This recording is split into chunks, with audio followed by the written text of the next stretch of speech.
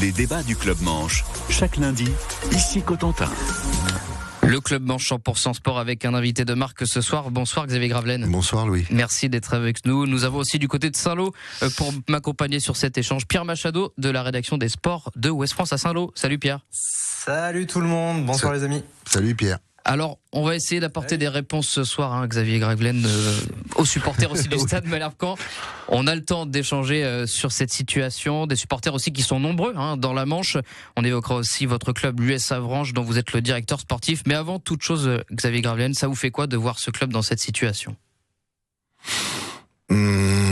C'est déjà la première fois que je m'exprime vraiment sur le stade Malherbe depuis mon départ en 2018. Attristé. Effaré, voilà, ça fait mal au ventre parce que ça reste mon club, même si j'ai fait beaucoup de clubs dans ma carrière. J'y suis revenu en tant que joueur 2 fois et directeur général sous l'époque de quand Jean-François Fortin m'a recruté. C'était l'époque de la Ligue 1. Et depuis le départ, on voit bien que l'année d'après, il y a eu la descente. C'est un long chemin de croix. Et là, c'est compliqué. Je pense à beaucoup de personnes parce que, alors bien sûr, il n'est peut-être pas le lieu encore de faire le bilan, puisque le club a été racheté cette année par la famille Mbappé. Mais là, c'est la première fois, même quand Nico Sub avait repris l'équipe l'an dernier, il avait remonté tout ça. Là, c'est vraiment j'ai beaucoup d'appels, c'est surprenant. Beaucoup d'appels de supporters, de gens qui parlent que de ça. On vous demande de revenir au club ? Qu'est-ce qu'on vous demande ? Non, parce que j'ai mis moi du temps à cicatriser mon départ. Notre départ avec Jean-François Fortin forcé. J'ai mis beaucoup de temps à cicatriser parce qu'on avait fait du bon travail, on avait fait une identité, on avait fait un stade, refait tout à neuf, un camp d'entraînement, on avait fait plein de choses, on avait fait regrimper le centre de formation.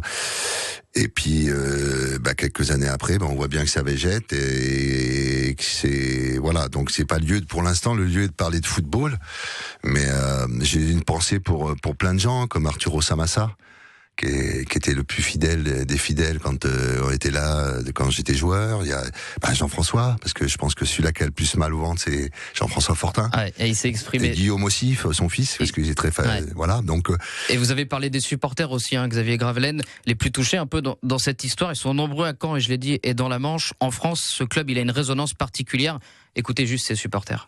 J'ai l'impression que l'identité de Malherbe, on la retrouve pas là dans l'équipe, dans le club. Désolé pour l'entraîneur, mais ça fait 6 matchs, il n'y a rien qu'à changer. On fait venir un coach de je sais pas d'où. En fait, à un moment donné, je pense qu'il faut mettre un coach qui connaît le championnat de France, qui connaît le championnat de Ligue 2. Les carottes sont cuites, quoi. Qu'est-ce que vous voulez faire Comme dit, il y a 36 points à prendre, on pourrait quasiment tout gagner et que les autres fassent des faux pas.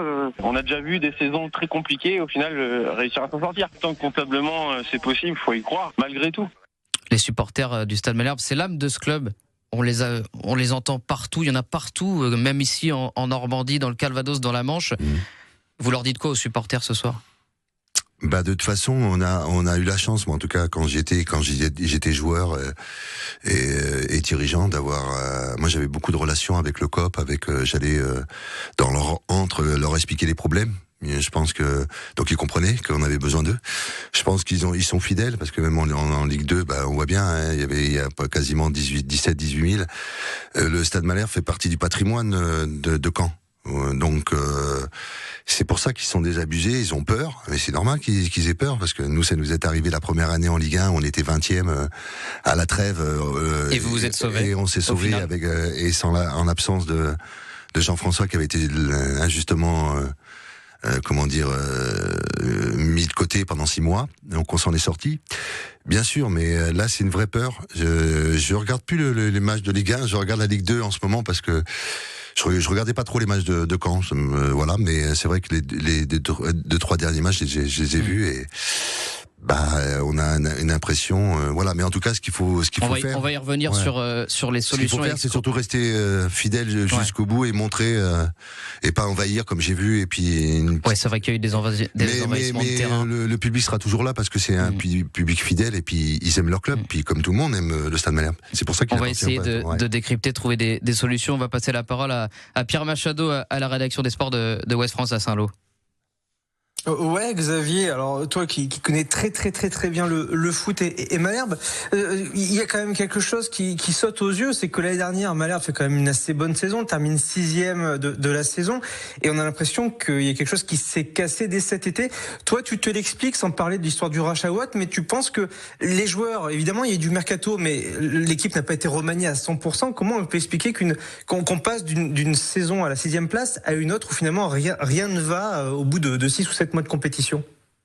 Je pense que déjà, alors je suis pas dans les secrets des dieux, il faut respecter aussi. On est passé pour la première fois depuis l'ère Malherbe à un actionnaire majoritaire à 80%, qui est arrivé tardivement. Donc les tractations ont été un peu dures. Et moi j'ai eu la chance on a fait un match amical avec la réserve de Malherbe, nous la première, juste pendant l'été là, avant la reprise du championnat, et j'étais avec Nico Sub. Et il me disait qu'effectivement, il avait pas. Il y a des joueurs qui traînaient la patte, il y en a qui voulaient partir. Ça a été très compliqué. Il a utilisé beaucoup de jeunes. Enfin, il était pas perdu parce que lui, il traçait son truc, mais il a eu beaucoup de difficultés et ça a tardé à venir avec le prêcheur, avec ceci, cela. Donc il y a eu je pense que l'été a été complètement loupé. Voilà. Et justement, il y a eu un changement d'entraîneur à Nicolas Sub. A été évincé. Aujourd'hui, c'est Bruno Balthazar. Si on essaye de trouver des solutions, est-ce que maintenant la direction doit assumer que le choix Bruno Balthazar est une erreur de casting, selon vous? Les patrons, d'abord, ils s'assumeront. Je pense qu'ils sont assez grands pour assumer s'il y a une descente, pour assumer plein de choses. Maintenant, on peut pas tout leur mettre aussi sur la figure. Je pense que le mercato a été très tardif. Il y a eu beaucoup de blessés, il y a eu des gens qui voulaient partir, qui sont restés, qui n'ont pas pris l'entraînement. Nico était dans une impasse. Maintenant, l'heure, il est pas au jugement. L'heure, il est à dire, il y a le feu, mais c'est pas le feu. Il y a vraiment le feu. Faut changer d'entraîneur pour vous? Je sais pas. Moi perso. On a parlé d'ADN. Il faut faire peut-être venir quelqu'un qui connaît bien. On en parle dans tous les clubs.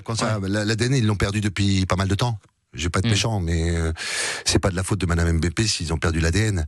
Maintenant, l'année dernière, elle semblait là, tout de même, cet ADN avec Nicolas Sub quand il a repris l'équipe. Oui, non, mais je parle de Nico, je parle d'un ensemble. Attention, je parle pas d'entraîneur. Bon, Nico, voilà. Je pense, moi, si. Alors ça, c'est mon opinion que personnelle, ça n'engage que moi. Je pense que ils auraient pu attendre pour changer Nico parce que c'est le dernier emblème.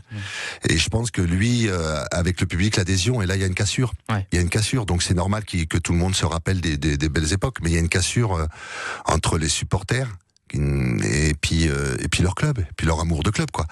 Donc faut pas tout mettre sur la famille Mbappé, bien sûr, mais je pense que ceux qui étaient là avant ont aussi un grand truc. Mais Nico, vu la situation de Martigues, vu la situation financière d'Ajaccio, je pense qu'il aurait, même s'il était sur une mauvaise pente, d'ailleurs que Balthazar n'a pas pu relever, et c'est encore pire. Donc lui, il arrive dans des conditions encore atroces. Je pense que moi, si j'aurais été à la tête, j'aurais attendu avant de sortir Nicolas, parce que c'est le dernier emblème qui reste de tout ce qu'on a connu nous. Voilà. Ça veut pas dire qu'après il y a des choix à faire aussi. Peut-être qu'ils étaient partis sur une stratégie qui est peut-être qu'a loupé. Et puis, en tout cas, aujourd'hui, le Stade Malherbe est bon dernier. Il y a ce match ce soir face à Annecy. Je vous propose d'écouter Patrice Garande. L'identité, le Stade Malherbe, c'est quelque chose qui est important pour la ville, qui est important pour la région, et ça compte autant que certains monuments historiques, où ça fait partie de l'identité de cette ville. L'histoire de ce club, elle est belle, elle existe, et voir partir ce club comme ça à volo, voir des matchs comme ça, et encore une fois, dans le sport, on peut pas toujours gagner, on peut perdre, mais il y a des attitudes à avoir, il y a des comportements à avoir, et laisser mourir un club comme ça, parce qu'on est en train de mourir, tout doucement, on y va, on est en train de mourir, et ça me tue. Ce championnat national, le Stade Malherbe n'y est pas encore, mais est-ce qu'en cas de descente dans le 3e échelon français, on perd l'identité d'un club comme ça? Non, faut la retrouver. Déjà, premièrement, faut retrouver. Mais l'identité, il a raison, Patrice, parce que nous, avec Jean-François Fortin et Patrice d'ailleurs, pendant les 4 années où j'ai travaillé. Que vous connaissez très bien, bien sûr. Bien sûr, avec Alain Gavillard, c'était toujours le motif de Jean-François Fortin. L'identité, identitaire. Alors, il est vrai que ça s'est effrité au fur et à mesure des années, mais puis là, on arrive à un point où donc c'est pas le lieu du jugement maintenant. Il arrivera le jugement s'il y a relégation à la fin. Là, c'est comment fait-on psychologiquement, parce que moi j'ai regardé les 2-3 derniers matchs et Et il suffit d'un grain de sable, et alors qu'ils n'ont pas fait une mauvaise première période à 3, et derrière ça c'est boum, en 2 minutes tout s'effrite. Donc psychologiquement ils sont très touchés. Mais des footballeurs, et le football ça existe parce que nous on l'a fait en première division. Donc l'exploit est possible, mais ça va dépendre de ce soir, effectivement. Pierre Machado, à Ouest France. Ah oui, si on parle un tout petit peu d'Avranches, dans la poule de N2 d'Avranches, cette saison, il y a un certain club assez connu dans le monde français, c'est Bordeaux. Oui, j'y viens. Justement, on vit dans une époque maintenant où dans le foot, les grands clubs français peuvent malheureusement chuter. Et on a eu Bordeaux, on a eu d'autres clubs, on a maintenant potentiellement Caen. Qu'est-ce que ça t'inspire, Xavier, de voir que de grands clubs historiques français peuvent trébucher alors qu'on a l'impression que pourtant tout est fait pour pas les aider, mais essayer d'éviter le pire? On voit que on est rentré dans une époque football moderne. Les droits TV, là aussi, ça a été une catastrophe. Donc automatiquement tout le monde vivait un peu au-dessus de ses moyens, hein, faut pas rêver. Donc c'est toute une déclinaison qui est arrivée. Mais puis les changements de poules, on le voit bien, nous en N2, il y avait 4 poules, il y en a que 3. En national, il y a eu pendant 2 ans 2 descentes à 6 trucs pour réduire. Ça a été et on s'aperçoit qu'en national maintenant il y a des clubs qui étaient en Ligue 1 quoi. Ouais. Donc et puis ça va aller en N2 parce que nous on a Bordeaux, qui normalement ne devra pas se trouver là. Et puis en national, vous avez des clubs comme Nancy, Sochaux, exactement, des clubs qui ont connu un passé, mais qui après c'est très dur. La descente, elle est souvent très très dure à avaler. C'est pour ça qu'il faut l'éviter à tout prix, parce que derrière, soit on remonte dans les 2 années suivantes, ce que faisait souvent Metz, qui faisait le yo-yo, mais sinon c'est très très compliqué de remonter. Maintenant économiquement, c'est très compliqué. 18h42 ici Cotentin, on fait une petite pause. Xavier Gravelaine et on revient juste après. Le Cotentin Fête l'Irlande fait son grand retour en 2025.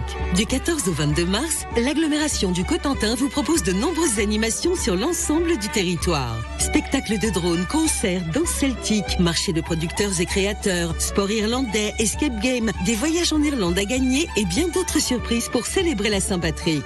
Faisons vibrer ensemble le Cotentin au rythme de l'Irlande. Suivez-nous sur Instagram et retrouvez la programmation sur lecotentin.fr. Ici Cotentin. Toute la journée. Actu locale, musique et bonne humeur. Ici Cotentin, 18h30, 19h. Vous écoutez Club Manche. Et de retour dans ce club Manche 100% sport, toujours avec Xavier Gravelaine, le directeur sportif de l'US Avranches. On peut parler tout de même des conséquces, Xavier Gravelaine, en national, en cas de descente. En cas de descente, ils y sont pas. C'est vrai, mais avant on l'espère, c'est clair, pour le Stade Malherbe, le club historique de la Normandie, même si on peut parler de club historique pour la France et même pour la Normandie. Oui, pour la France aussi. Oui. Écoutons Alexandre Mendy, je vous fais réagir juste après. Ouais, c'est horrible pour tout le monde. Il faut qu'on prenne en compte qu'il y a des familles qui sont. Il n'y a pas que les joueurs, il y a des salariés au club aussi qui dépendent de nous. C'est pour ça ma frustration. Parce qu'un club, c'est aussi une entreprise, Xavier Gravelaine, qu'il faut réussir à manœuvrer pour garder le cap, faire tourner aussi cette entreprise. Ça parle à beaucoup de monde aujourd'hui, le Stade Malherbe, même dans la Manche, avec des partenariats. Ça aussi, c'est un risque de voir ça s'effondrer. On est pour l'instant, on est dans la peur. Il reste 11-12 matchs, je crois. 11-12, je sais plus, avec celui-là de ce soir. Ouais. Donc, dans la limite du raisonnable, bien sûr. Il faut être prudent, conscient. Mais c'était aussi le motif quand je travaillais sous les ordres de Jean-François Fortin. C'est-à-dire que quand il y avait besoin de taper du poing sur la table, il disait je virerais plutôt un joueur que virer la secrétaire. Donc, c'est tout un état d'esprit qui a été perdu. C'est tout une évolution de vie qui est dans la vie qui a changé, mais c'est vrai que comme Patrice, on voit ce que on a construit nous. Enfin, on voit partir en fumée, et je peux comprendre que les supporters, et même moi, puisque moi je m'étais détaché, il a fallu une cicatrice pour un truc, et maintenant je reprends depuis 3 semaines, je regarde, parce que c'est mon club. J'ai fait beaucoup de clubs, mais c'est mon club, quoi. J'ai fait de passage et dirigeant. Donc j'ai construit quelque chose avec Jean-François Fortin. Donc c'est pour ça que attendons ce soir, mais le seul leitmotiv. Et en cas de défaite ce soir, pour vous? C'est psychologique, De toute façon là, Bruno Balthazar, il en est à sa 6e, 7e. Est-ce que après, si dirigeant, des fois vous prenez des décisions qui sont difficiles, faut pas croire. Donc si effectivement il y a des fêtes ce soir, on voit le rocher qui s'approche de plus en plus, quoi. Parlons aussi, Xavier Gravelaine, vous êtes aussi actuellement le directeur sportif de l'US Avranches. Vous êtes 5e du championnat, à 2 points de la 3e place. Michel Audrin disait en début de saison que la montée serait pas illusoire, mais très difficile pour vous. Qu'est-ce que le club joue aujourd'hui ? Alors, oui, c'est difficile surtout quand vous perdez. Et là, on parle financièrement. Ouais. Quand vous descendez de division, il y a aussi ce problème-là qui est arrivé. Et on a vécu de toute ma carrière, et Dieu sait que je l'ai connu au Stade Malherbe avec cet épisode nîmois et la suspension de Jean-François pendant 6 mois. L'an dernier, avec la mort de Gilbert Guérin, qui avait tout construit avec ses trucs, avec ses bénévoles, avec tout son cœur, qui a fait pendant 30 ans. C'était son club. Il est parti en 3 mois, très vite. J'ai jamais vu dans toute ma carrière une année noire comme ça, même en tant que joueur, avec le décès de Gilbert, avec perdre 7 matchs entre 90 et 95e. Et le club se relève petit à petit, c'est la bonne nouvelle que vous pouvez dire. On a atterri, même si je pense qu'on est aussi à la croisée des chemins à la fin de saison. Donc maintenant on est en N2, il y en a qu'un qui monte. On voit que Bordeaux, malgré les millions qu'ils ont, alors qu'ils ont un déficit incroyable, ils font la différence. Peut-être pour l'expliquer aux auditeurs, le budget de Bordeaux par rapport au vôtre ? 6 millions, nous on est à 1,6 million. Voilà. Donc là on joue pas dans la même cour. Non, mais ça fait pas tout, mais ça y fait quand même. Puis il y a un statut, il y a des il y a des choses, mais c'était pour moi l'année la pire, même physiquement, même mentalement, parce qu'il a fallu que je remplace pendant une journée avant qu'on reprenne Michel Audrin, Damien Hoth. C'était une année très noire et il faut cette année, je pense que hormis le pépin de Tahiti de Coupe de France là. Donc c'est une saison de transition pour l'US Avranches. C'est pas de transition, on peut pas. Quand vous avez 1,6 million, vous avez 5 clubs qui ont plus de budget que nous. Donc à un moment donné, il va falloir que. Déjà c'était le maintien. Oui, c'est de l'atterrissage, comme disait mon président, un truc comme ça. Mais on a la chance d'avoir un actionnaire, un actionnaire qui nous soutient. Ouais. Donc, pour l'instant. Mais il est clair qu'il faut structurer et changer de mentalité pour penser que dans l'avenir, ça sera les jeunes qui feront les jeunes du club qui comportent Superbe en Cambordella, plein de choses. Essayer de garder nos gamins. Parce que entre les 18 joueurs et la 23e place dans le groupe pro, faut que ça soit des gamins parce que financièrement, on pourra pas faire autrement. Le club qui rayonne par les jeunes, les U18 qui sont en 8e de finale de la Coupe Gambardella, c'est génial. Il y a une place en quart de finale à aller chercher le 2 mars prochain. Ça serait incroyable. Ouais, ils ont déjà égalé le record. Ils ont déjà égalé. Emilien Joba et puis sa petite troupe cartonnent. Ils ont été très très bons, mais Gilbert, l'image de la Avranches en 17 ans nationaux, 19 ans nationaux, N3, on est en R1, R2, tout ça c'était une championné aiguë que Gilbert a construit, Guérin, pendant des années. Donc là, il faut trouver un autre mode, mais pour ça, il faut aussi se réveiller pour d'autres choses. Il faut que mes dirigeants prennent le taureau par les cornes pour avoir un vrai projet. Sinon, ça sera compliqué. La parole à Pierre Bachado à Ouest France pour la rédaction de Ouest France. Xavier, tu viens justement de parler de l'avenir. Au mois de mai, cela fera donc 3 ans que tu es directeur sportif de l'USA. Est-ce que là, en cette mi-février, tu commences déjà à penser à la saison prochaine? Est-ce que tu te dis je serai là cet été à la rentrée, ou tu commences à dire ça fait déjà beaucoup, c'est assez éreintant comme poste pour les auditeurs pour qu'ils comprennent. Est-ce que tu commences à penser à la suite? Oui, secrètement, oui, secrètement, parce qu'effectivement j'ai vécu une année même physiquement très très dure l'an dernier, mentalement. Le départ de Gilbert, tout le monde, on commençait à faire une paire intéressante. Avec son charisme, avec tout, et ça a été pour moi un choc. Donc, et puis derrière la chute, parce que certaines décisions ont certainement pas été prises, c'était peut-être pas facile. Mais et puis donc là, je me laisse quelques temps pour réfléchir et puis pour voir s'il y a un vrai projet de mise en route. Mais les mots c'est beau, mais il y a aussi la mise en place de plein de choses. Donc là, on verra au mois de mai avec les actionnaires, voilà. Mais il est clair que il est temps. J'ai pas coupé depuis quasiment 1 an et demi. Il est temps que les choses soient claires pour moi aussi. Je vous remercie Xavier Gravelaine d'avoir été avec nous, directeur sportif de l'US Avranches. Bon retour sur 40 ans. Merci de votre accueil. Vous êtes privilégié parce que c'est la première fois que je parle du Stade Malherbe. Merci d'être venu. Et bonne chance à eux et aux supporters. Il faut continuer à les soutenir même si ça